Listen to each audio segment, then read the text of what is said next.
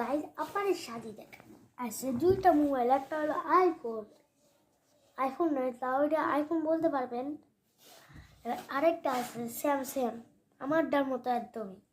এটা নিয়ে আমি মাইক্রাফটে একটা ভিডিও ছাড়বো, আপনারা দেখতে থাকে কি হয়।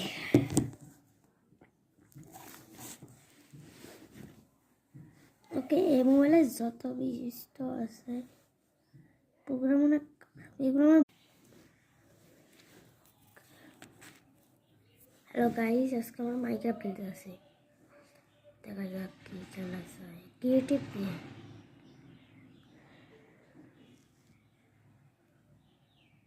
ক্রিয়েটিভ আছে। ওকে স্টার্ট দিয়ে দিয়েছি।